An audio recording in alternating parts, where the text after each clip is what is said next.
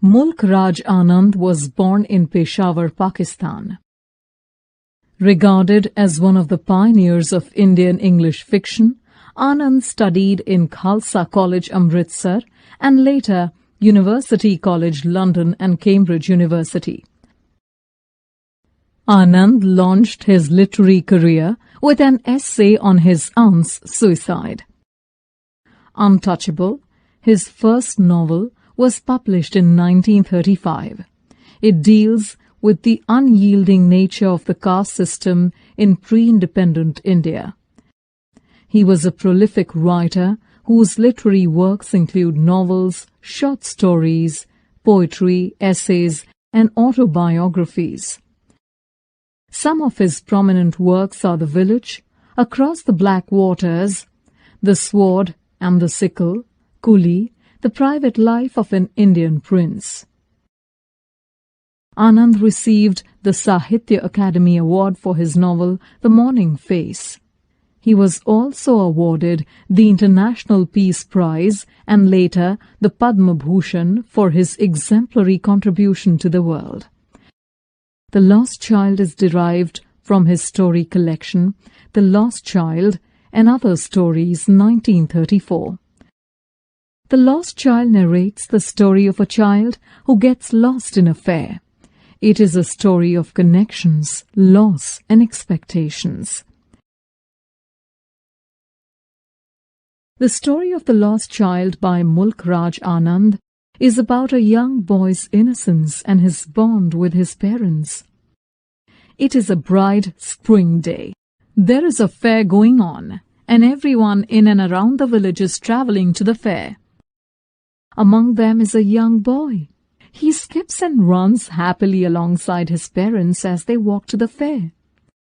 There are many people travelling along with them. Some of them are moving in bullock carts or horses, while most of them are walking to the fair. The boy's excitement grows when he sees all the people around him. On his way, he sees a toy shop. He loudly proclaims that he wants a toy. His father looks at him sternly. To divert the child's attention, his mother draws his attention towards the mustard fields.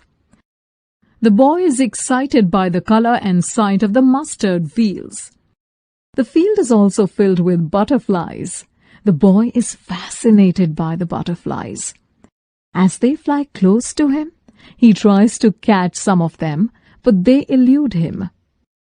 His parents call out to him to join them. They have taken shelter in a shaded grove. As soon as the boy enters the grove, a shower of flowers greets him, and he holds out his hand to catch the petals. The boy looks around in wonder, taking in all the sights and sounds of nature. From the grove, they travel along a narrow path to the fair.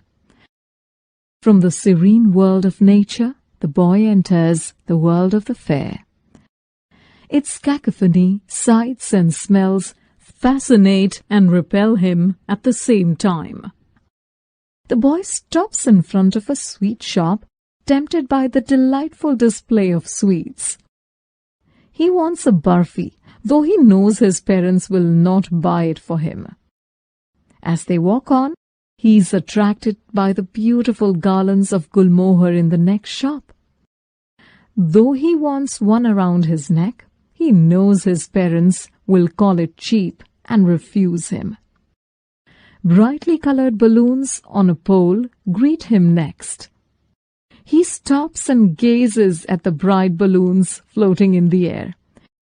He knows his parents will tell him he's too old to play with them.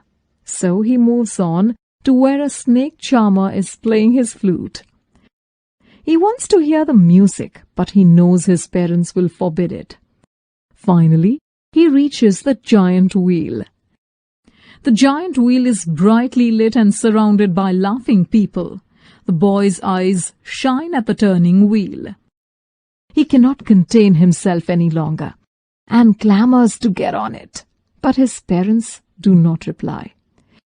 He turns around, but his parents are not with him any longer. Frightened, He starts howling. He runs here and there trying to find his parents. There are tears in his eyes, and his clothes become dirty. He notices a temple around which many people are gathered. He hopes he can find his parents there, but there are too many people, and he cannot see them. A kind stranger rescues him from the stampede of people. The stranger asks the boy who his parents are, but the boy cannot tell him. He only repeats that he wants his mother and father. The stranger then takes him to the roundabout and asks whether he wants a ride, but the child doesn't want one. The stranger takes him to the snake charmer, asking him if he wants to hear the music, but the child closes his ears, crying for his parents.